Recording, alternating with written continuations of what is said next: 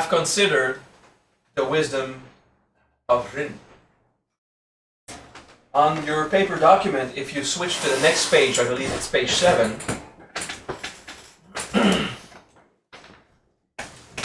where we will consider the wisdom of Kyo.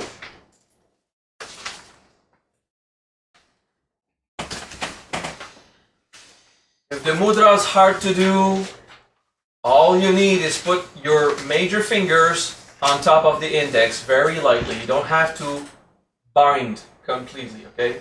Usually the two fingers, the lower fingers are inside, and the index goes over the major and touches the thumb.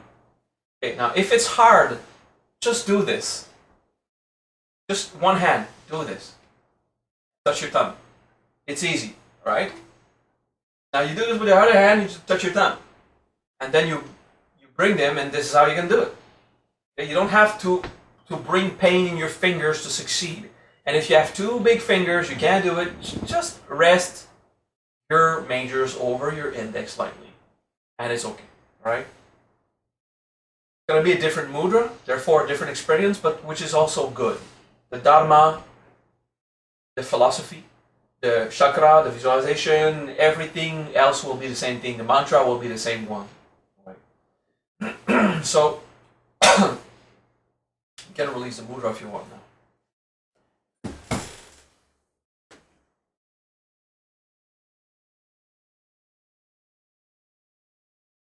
Om Ishanaya Yantraya Swaha.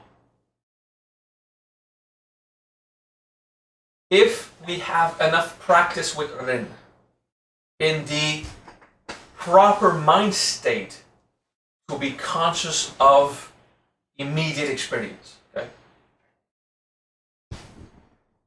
then we will consider that our experience has implications, such as the interconnectivity with everyone, for example. That we exist in an environment. Consider the following wisdom. We can't be stuck on the idea that everything is an illusion, nor that there is something real. This kind of conception will just cloud our mind, in the sense that whatever is real will remain real, whether I define it to be real or not.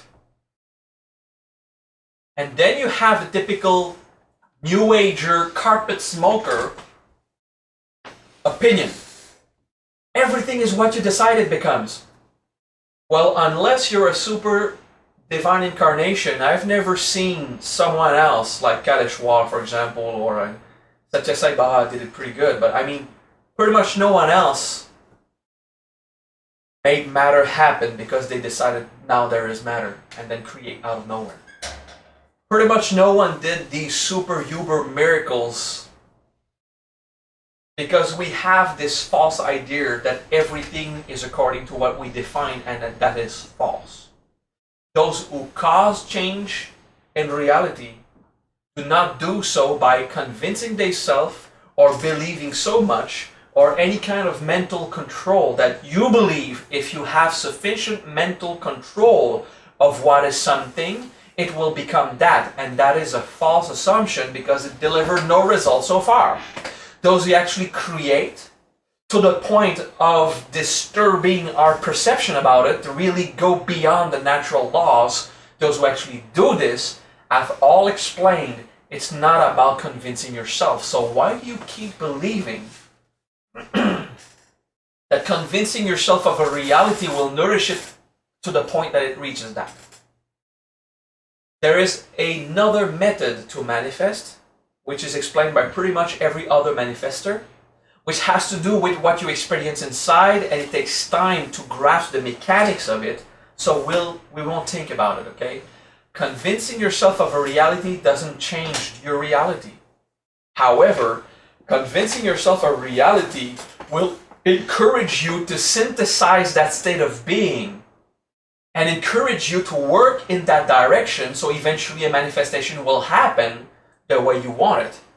But it was not delivered by your mental control about it, by your convincing of belief. It was made by the work in which state of being you were. And if you convince yourself of something, simply modulated that state of being. Okay? So in KYO, the idea of interconnectivity, you are here. The fact is you are here. Okay? Am I here? Am I not here? Is there locality? We can get lost in tons of very highly philosophical conversation about the true nature of mind and perception we have. However, while we have that philosophical conversation, I still do have the impression of sitting right here, and that you're sitting right there, and you have the impression of sitting right here, and that I'm right there while I talk and you listen, and sometimes it's the opposite. When you say something and I hear you, okay? We still have an experience of locality regardless of what we believe locality is.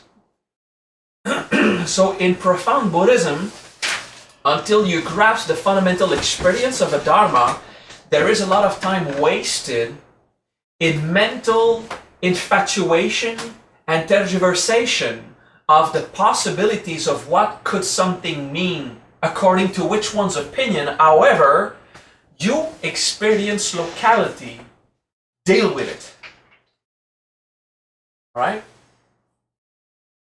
Here is locality. We feel it that way. You can speak of non-locality and you'll be local in a certain position while speaking about it. So the philosophical convincing your mind of super-duper realities, even those masters who mastered the art of non-locality were local when they were talking to us about it. All right? Yeah, but Maha, you know, it's all an illusion of the mind. It might be an illusion of the mind. I still have the impression to be local while I'm dreaming that illusion. It's the reality I have to deal with right now. Okay? And that means interacting with people is real.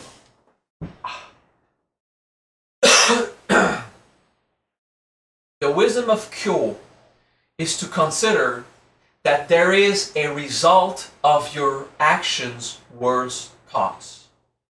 Everything you do will have an implication. If you do it alone, usually it seems not to have an implication.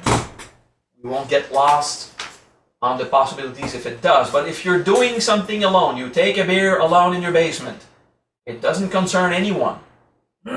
So usually the implication is pretty much nothing, okay?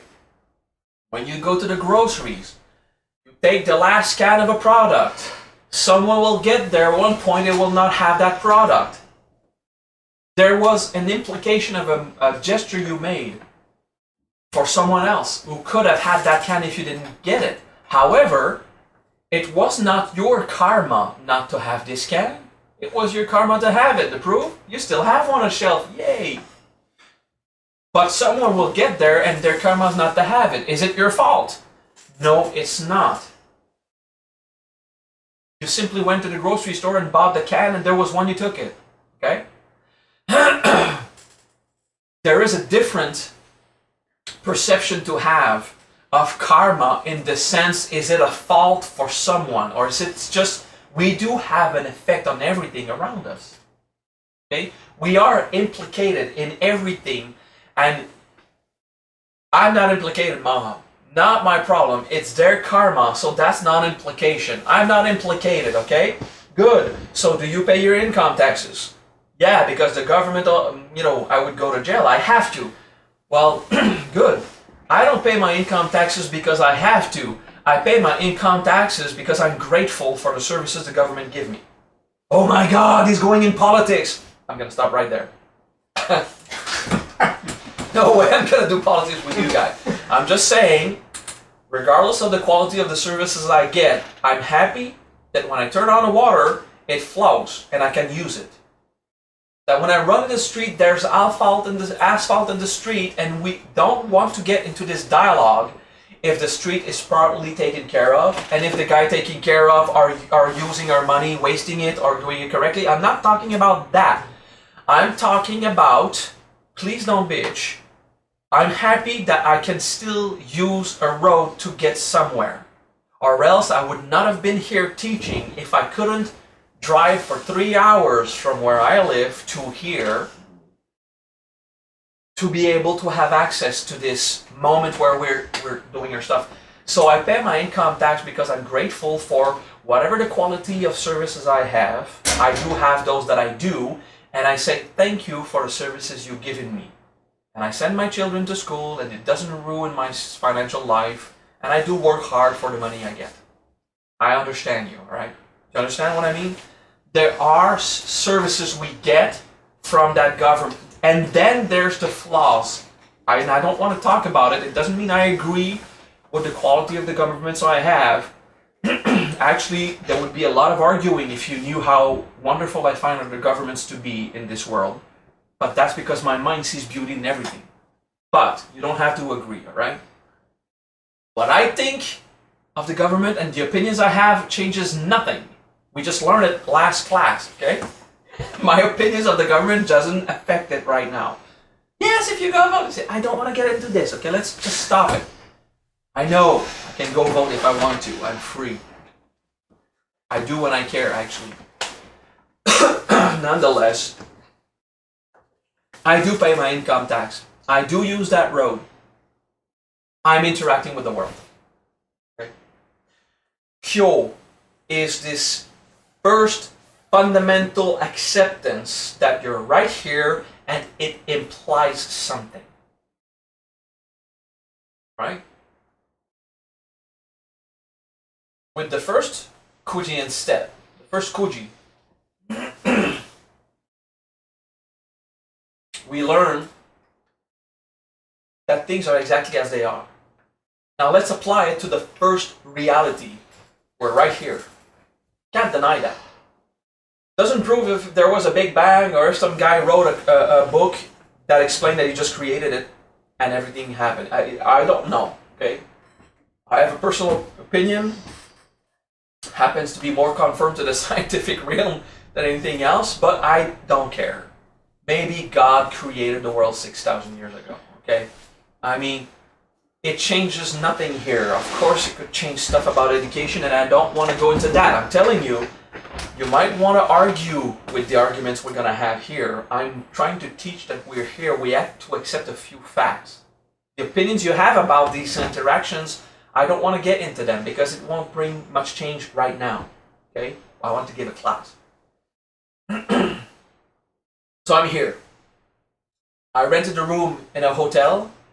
I decided to give a lift to a friend. Okay, there's someone who drives with me, so I go deliver her where she sleeps, and then I go to my hotel. That means I spend some kind of fuel to help someone out. That means that I eat some food with people who prepared it, and they earned a living in a restaurant preparing that food. So they're going to spend that money to go buy some furniture for their kid who's going to benefit from the furniture, and the guy that built that furniture is going to use that money to pay the guy who transports the furniture so he can sell it to you in the store, for example. And then you're on the road and you see this big truck and you say, ah, freaking big truck, I hate you. And he's transporting the furniture that you dearly need for your son. And you completely forgot about it. Because we are implicated. We're interacting constantly. That truck on the road that you permit yourself to criticize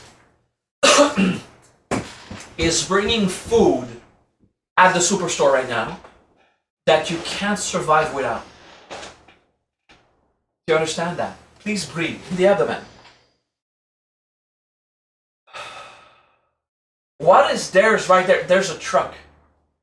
Okay, so your egocentric point of view is that the shit on the road is stuck in its wheel, is going into my windshield, it could damage I can't see the boards on the highway correctly to know how to drive. Okay, it has an effect on me too. Well, just don't drive so close, you know, find a way where you'll have what you need. A clean window and see the boards properly. Find a way. But it's not the truck's fault. The truck is saving your life. Bringing you computers and USB keys and plugs so you can plug more stuff in your wall. Food on the shelves. It's bringing you the things you need, because it wouldn't be on the road if it wasn't to sell it to you. In other words, the stuff that is on that road that is blocking your view is there because you actually want it. And they found a way to bring it to that store. That's an example of how our view is so limited to all the implications of everyone with everything.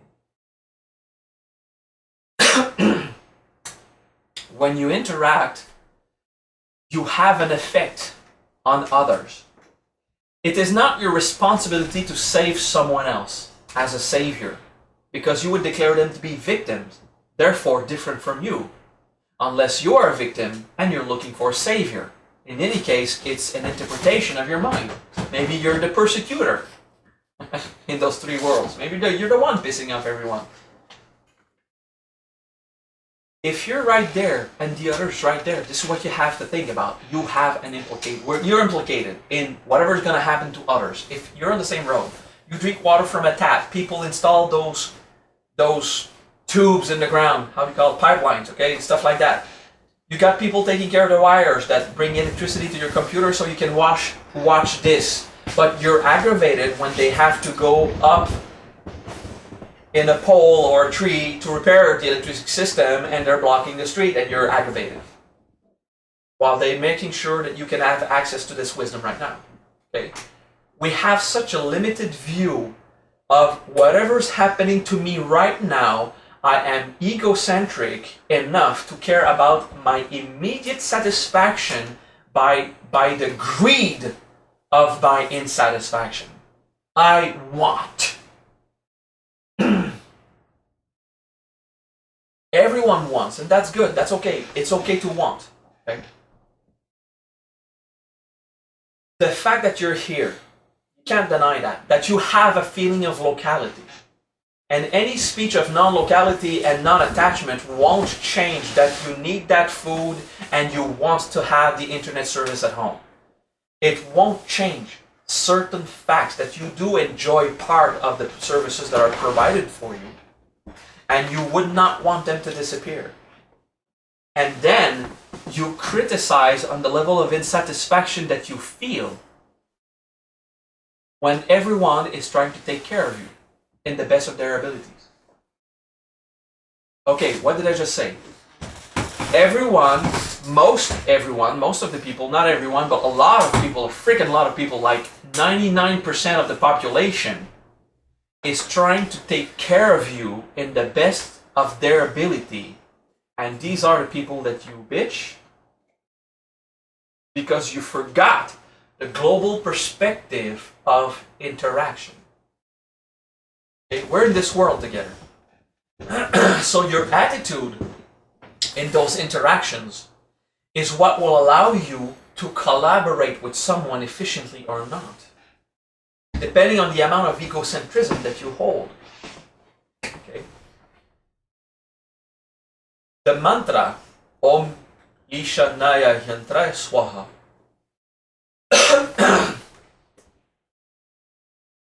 literally it means use your tools correctly. Alright? So let's try to go a bit more profound than that simplistic interpretation. It's still a good interpretation, huh? Ishanaya. Isha is correct, appropriate, correct. We don't know what is correct. It doesn't matter. We're starting with that. And Naya is behavior or how to lead yourself. Naya is to lead. If we just do Naya alone, it means to lead truth, to lead a fight, to lead something. But Ishanaya, to correctly lead, means how you manage your stuff. Okay? Yantraya means tools. Resource, tools, possibilities. A yantra is not just a drawing on a picture like a mandala. Okay? What we call the Sri Yantra of Maha, for example, and you have a beautiful drawing of the Sri Yantra with all those triangles and squares and little flower petals. A yantra is an image because we say we use that image as a tool to have an effect, like a talisman. Okay, so that's why we also name this yantra. But yantra is any resource that you have that you can use which will produce a result or an effect. So a hammer is a yantra. It's a tool. Okay, it's anything you use to produce an effect. Okay. Isha Naya Yantraya means use your tools correctly, the proper way to manage and use resources. Swaha, while you are expressing yourself in the purest possible form. Om Isha Naya Yantraya Swaha.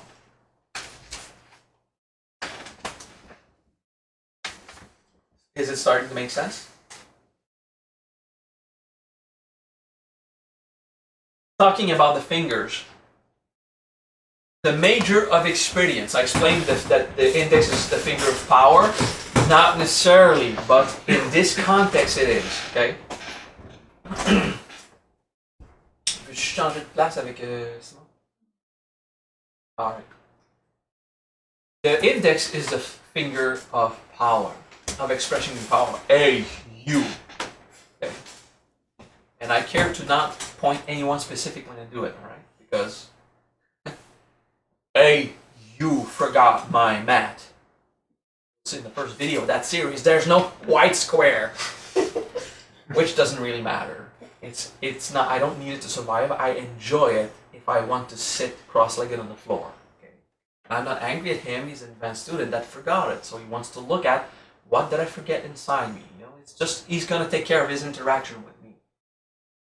I don't mind. I'm happy that he brought it then. Alright, thank you. So you got it, A, U.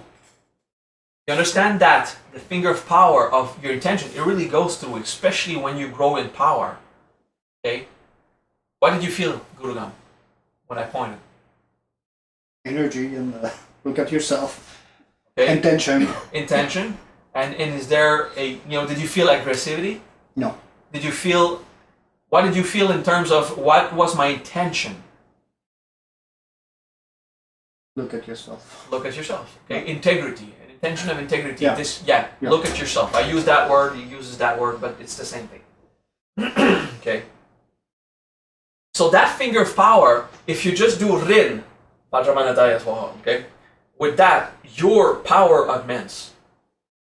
And things as they are augment. That's what happens. So that's why we use the major in Rin. I experience more. To be more into the experience and to let go of the actual power you get in the immediate. Eventually you'll become powerful. It takes more time, but you have also more time to digest it and become wiser about it. That's why we do it. So yes, in terms of developing power, it's slower than other traditions. However, it won't give you a mental illness. In other traditions, they have to tell you, if you don't have a master, you can become mentally ill if you do that kuji-in that way. Well, the potentially threatening components of kuji-in, when I teach to the broad public, I explain them and I remove them from the process. Eventually, I'll give you a technique that implies that mudra, the two-tower mudra, with your index and the thumb correctly, like that. I'll tell you something about it. And I'll give you all the wisdom to make sure it will remain a healthy and personally growing practice. Okay? Because there's contemplation, integration, and philosophy behind it. Don't just do it like that. Your power will just augment and you can't deal with all the pressure. You think you can. When it starts to hurt physically, you can't. There's ego in there somewhere, so you have to accept it, all right? So in this case, the experienced finger, the major, will go above the index and pull back. Okay, so this is the grounding or immediate presence finger. It's a finger of vacuity and purely existing, the thumb. Okay, so it's void and presence, but presence not defined by anything specific. Okay, so we say it's also the earth finger in the Hindu tradition, but it's the vacuity finger in the Japanese, in one of the Japanese, because another one it's another thing. Okay, so for another tradition it's spirit or something. Anyway, that doesn't matter. Okay, for this system of kuji-in, the thumb is this presence right here. So your experience will touch your thumb, but your index is in there, right? So if you can't do the full mudra like this and it hurts your finger, it's okay. Just put your majors above your index and relax. Okay? But if you can't touch it, what it means is that your experience will bind your power in form, and your experience is grounded. Okay, so the finger experience, it touches the thumb, and it grounds your experience in here, in this actual factual experiential state of grounding. And your power is submitted. You see that it's the index that becomes binded. So your power obeys your wisdom. That's what it means. Your power obeys your wisdom as you are well seated here, well present, well grounded. That's what the mudra does. Okay? So if you can't touch your thumb, it's okay, because you should not hurt your fingers. Never. It's not worth it. Just keep your thumbs down a bit to touch the base of your index, so you'll have a bit of that grounding. It will mean still that if your major are above your index, it means that your power obeys your wisdom, or that your wisdom is in charge. It's the one submitting your power to its will. Okay? So that's what we want with Kyo. Isha Naya Yantraya is to use your resources appropriately, or Swaha, to experience self in the most simple and authentic way. Okay? Now, using your tools means interacting. You use a hammer, there's a nail. There's a piece of wood. It'll go through. Something will happen. There's an impact. There was no hole. Bam, there's a hole. Two pieces of wood didn't stick together. Now they're stuck together. And you purchase those nails and that wood at a shop that he's going to use to buy that chair, transporting the truck that you were bitching. Okay, we'll go back to this truck on the road thing, metaphor, right? To use resources mean that you're interacting with the world. Those who live alone in the forest still interact with their world, their immediate world. They still have to learn to interact. And the thing is, what it means, that mantra, Ishanaya Antraya Swaha, it means care for the causality. Care for the impact of what you are and what you do in your environment. Okay? And once you care for what happens out of your actions and words and opinions, if you care about results, not beliefs. In Rin we learn beliefs, we don't change nothing. In Kyo we learn results matter. What will happen out of that? Once you do this, you become in charge. And you know that you are in charge of what's going on because you have enough practice in understanding the mechanics. Hey, I do this, that happens. Then you can start doing things to encourage happiness and alleviate suffering, because you took time to practice and gain competence in certain fields of work. In martial arts, what it does, it gives you even more consciousness of what happens with someone else's body when you do that kind of twist, that kind of lock. If you hit here, if you hit here, if you have your impact there, if you have a palm, whatever you will do in terms of interaction in a combat situation, even in training, Kyo makes you become aware of the flowing causality of everything with everything else. Therefore, your skills augment in everything. To behave correctly, to remain in a pure state of beings, in a Swaha sacrificed state, is to pay attention and give yourself time with patience and determination to grow and learn those skills, to accept it. So while you practice the actual Kyo, you are taking time to contemplate. I'm aware of the interaction. I am conscious of the implications of what I am, what I do, what I say, or whatever causality. And I discover how to correctly manage my resources. That is a desire to become wise. Auto-suggesting yourself, Isha Naya Yantraya Swaha. I want to manage myself correctly, to stay in an authentic state, to remain authentic. That's a desire of wisdom. That's a desire of competence and knowledge. So practicing KYO makes you better at everything and accelerates the learning curve in every field. That's what it does. You start to learn everything faster. Because if you're stuck with your egocentrism, you only care about what you gain out of it. If you're free from egocentrism, you think about what happens when I do that or not. If I act or if I don't. Now in KYO, there's this confusion, and we learn mostly in Taoism, the confusion by inaction and non-action. Those who proclaim non-action as a means to justify inaction, they don't get it. Non-action is not sterility or immobility or inertia. Non-action is to free yourself of egocentric implications while you do what is required. So you do it to a point you don't have the impression of doing it, but you know it's happening because you are doing it.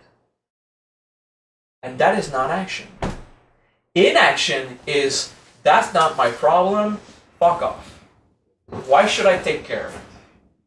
Well, I mean, you don't get negative karma if you can help someone and you don't. Not that. But if you can help someone and you don't, you won't get the good karma for helping someone that you didn't really have to. The good karma is someone at one point doesn't really need to, but he'll come to your help in another fashion. That's causality. Okay? So you're not guilty of inaction.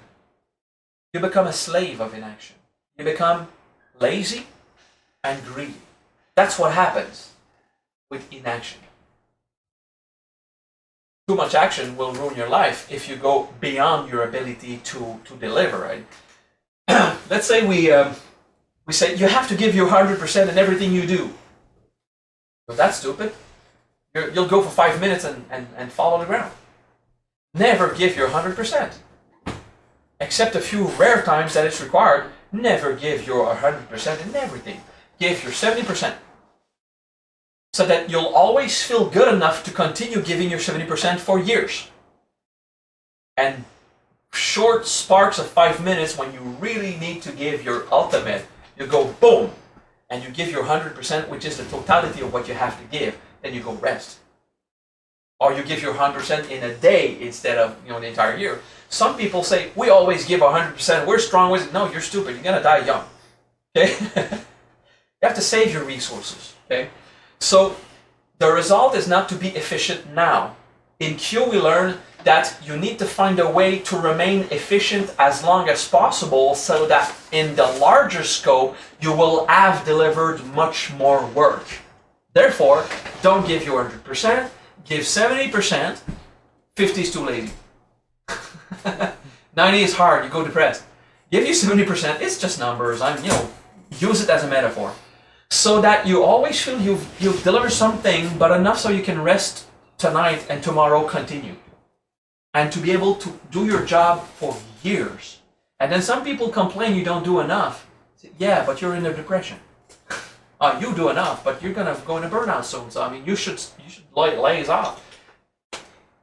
Those who give their 100% all the time. I mean, when you go to a class, it lasts for 1 hour. Give what you have to give. You want to get out of this class what you want. Not for 3 hours in a row. I mean, not every day. It's going to be too much.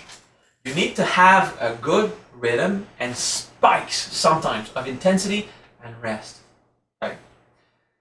And in KYO, there's this philosophy of what overall produces the most positive results. And over time we discovered that giving everything you have all the time depletes your energy, and then you have to rest for a longer period in total time because you screwed up your body. Now you're sick, okay? Physically or emotionally or mentally sick.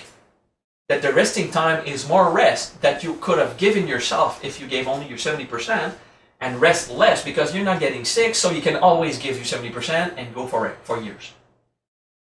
You understand that dynamic of understanding the management of your resource? Same with your budget. If you give everything you have in a project and it kind of fails, No, Maha, it will win because I've convinced myself it will.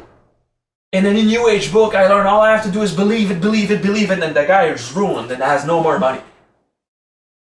You know, like this idea, make yourself a check of $1,000 to your own name, and you'll manifest that $1,000 by the time the check arrives in your bank because you believe in it. No, you get sued by the bank because you make yourself a check with the money with no funds, even if it's for yourself. It's illegal to do that, by the way. Yeah, because before the check is deposited, the $1,000 is not there. In the order of operation is you pass a check that is not there, so it bounces off, so it never ends up being deposited, so it returns back and you get the fees. And people started doing that, so I say it's illegal because people are stupid enough to believe those New Age books that says believe enough and you'll have it. No, come on, write yourself a check of $1 million, you won't have it. It's not like that it works, okay? Yeah, Maha, they said in the book it does. Okay, well, I mean, gather a scientific objective poll, you know, of who got that physical, tangible money out of not working for it. Okay? So in a business, if you give absolutely everything you have, well, at one point you have to give a lot of energy. When you're a businessman, you need to deliver. However, you won't be able to succeed if after 1 year you can't work anymore. You still need to find a way to work for 5 years. Usually in a business, in this economy, it's not an always rule, and I'm not a businessman or economist. Well, at one point I could be, but you know, it's not my, you know, I would be rich if I really wanted to be rich, I guess, but I wouldn't be teaching. It's not, it would be through screwing people, and I don't want to do that. So, oh shit, now some people understood to be rich you need to screw people. I didn't say that. Most people are super honest. Those who get rich usually do honest work, because those who screw people end up in jail. Yeah, a lot. Anyway, we're getting off the topic, are we? Yeah. Because I say stuff and I can hear thoughts of people in the streaming, and you know, Causality was, Maha says you have to screw people to get rich, so rich people screw people. No, it's not true. Oh my God, stop that. Judging others for the hard work. You want to be rich? You go and work 110 hours per week for 10 years until you have 40 trucks on the road that carries all these resources and earn a good salary. You want to be rich? Go do what the rich people do. Work like crazy, have nothing else in your life, do the sacrifices. I'd rather have my lifestyle right now and not be rich and very happy. All right. So the idea is, if you want to succeed in any project, you need to know when to give everything in short moments, but usually give you 70%. In martial arts, same thing. In managing your money, in eating your food, in everything. And that 70% is a metaphor. Now you need to discover for yourself what is your moment that you feel that allows you to be comfortable doing it tomorrow and the day after too. Okay, do you understand that? Okay? So in the next 5 minutes in the dojo, while you're ready to go in, or in the next 5 years as you manage your overall resources, the same applies. What is the best way according to each your different experience? So it's adapted case by case, and there's no book to read about it. What is the best way to make sure that you will get to this point where you succeed and still be happy enough to reap the benefits? One thing from the Dalai Lama is this idea that we work a lot to gain as more money, and when we finally have the money we have, now we can use it to heal the sickness that we built while making it. So we die, we live never really living like if we would never die, but we die never having really lived because we were too busy planning for when we would not be able to use that money because we're too sick about it. You know, it's this kind of crazy get rich fast thing, and work hard and have a lot of little fun. Go work hard. Those who are lazy, they don't get success. Okay? Go work and work hard. Work is not always fun. Not often, actually. Work is not there to have fun. oh, Maha, the Taoist master this and those sets. Well, I mean, the real super masters of Taoism and Buddhism and Hinduism, they say, go work. Okay? Lao Tzu, okay? What do you say? Lao Tzu, okay? Lao Tzu, he didn't say, that's a recent Taoist expression. Find a work that you enjoy doing and you'll never have to work in your life. That's a super beautiful Facebook phrase. Lao Tzu said, go work and do what is required so you can still be alive tomorrow and be happy again, you know? Do what is required. We have to do. An artist that want to live only by living by its art. Yeah, of course. But they're poor because no one wants to buy their painting. Okay, we got like 20 exceptions in the world and 700 million people who want to be artists and are poor in the streets, okay? So don't use the few rare exceptions to say that my Dharma is flawed. It is flawed. Of course my Dharma is flawed. What matters is result, not accuracy. Accuracy, I mean, yeah. Excuse my French accent. I usually speak French. So when I speak English, I have these French words that kick in. So the thing is, those artists who live from their art, they paint what the other asks them to paint. They do it on command. Therefore, they end up not painting what they want. And sometimes I've lived that, being a graphic artist before I do spiritual mastery and all the teaching, and I could live from that. I was a graphic artist. I built websites and applications, and I did graphic work, which was not that wonderful, but enough to live. Yeah, I mean, I was stuck in the 1980s design. Like, you see, some of my websites are super awesome, and some are like if they were made in the 1980s. Those are mine. The super awesome, they were made by another team of good graphic artists, all right? So in any case, I could earn a living, and that was good enough. The thing is, when a painter or an artist sometimes have to make the art that another person wants according to their color, style, and light, they end up even bitching. I don't want to do this. This is not the correct way to do your advertising, your painting, your statue sculpture. This is not how you should build your garden. You know, the gardener knows how to build a garden, but the client wants it that way. So gardener, aggravated by his opinion of what is style, ends up doing what is required to live because he knows how to garden. All right? So this fantasy that your job has to be fun, come on. You are so hypocritically hiding in your childish playground. This is not a sandbox. This is the world. And whatever you do has an implication on your level of happiness and the level of happiness of others. Now, if your job is super hard and really causes you suffering and makes you sick, you should not be doing that. You should find another way. If your job is too hard, there's this guy, Mr. Hurst, he was not a bodyguard, he was a bouncer in a bar. I know a bouncer in a bar that has a peaceful life. He has to do an arm lock once in a while, get people out. And this guy, Mr. Hurst, he was saying, no, there's no way, I can't do that. Well, I know a guy who's been bouncing like this in bars and clubs for 20 years or something. I mean, he's pretty happy in life. In general, he's got a good, he's okay, and sometimes he likes it 6 evenings a week, every night. And then Mr. Hurst explained to me, well, where I work, I need to physically beat up people multiple times a night, every night per week, 6 days a week, and after 5 years, I can't take it. He said, oh, it's a different situation, you should leave that. I mean, this is where I realized there's different kind of bars. There's the bar where sometimes you say, hey buddy, you're too drunk, I'll lead you to your car, and the guy says, I'm too drunk, I don't even understand what you just said, but I'll follow you, There's this kind of pub, and there's the hardcore style, and it got to me, yeah, I had an idea that, yeah, you can do pretty much anything. If it's not fun, you just endure it. No. At one point, if it hurts, you need to not go into the sickening lifestyle.